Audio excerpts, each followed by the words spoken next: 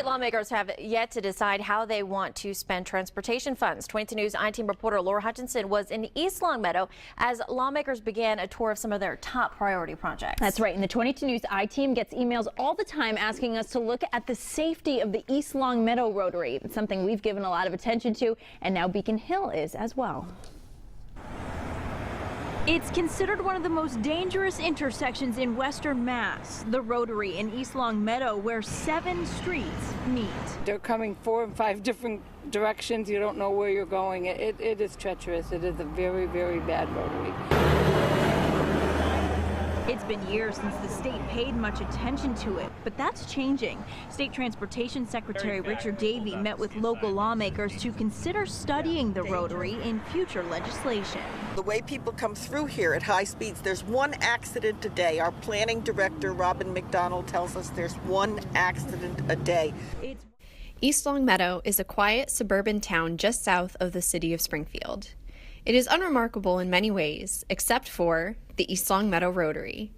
Featured in Ripley's Believe It or Not, the Rotary, located in the center of town, is an intersection of 7 roads without a single stoplight. While a few yield signs are placed throughout the Rotary to assist drivers, it can be difficult to know who has the right of way, especially for drivers who are unfamiliar with the layout. There is 1 accident per day at the Rotary, with dozens of near accidents occurring every week. According to the Mass Department of Transportation, 130 car accidents were reported at the Rotary between 2012 and 2014, and 142 accidents were reported between 2013 and 2015. The confusing layout and lack of stoplights poses a significant safety risk to drivers, especially during the morning and evening commutes, due to the higher volume of vehicles utilizing the Rotary. In 2017, after years of resident complaints and high incidences of motor vehicle accidents, the town of East Longmeadow decided to make changes to improve the safety of the Rotary. Previously, 2 lanes of cars entered the Rotary from Maple Street. Many accidents occurred in this area because each vehicle would block the other driver's view of oncoming cars. Last year, the town decided to eliminate the 2nd lane, and all drivers now enter via a single lane, which makes the Rotary safer for drivers traveling in all directions.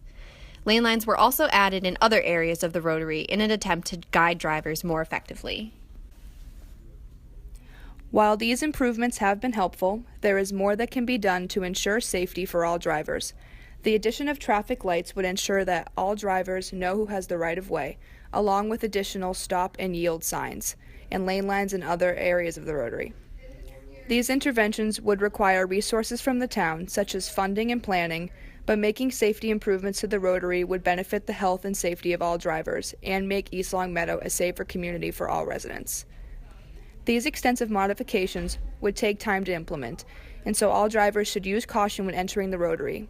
Watch carefully for oncoming cars, obey all traffic signs, use turn signals, and stick to the posted speed limit.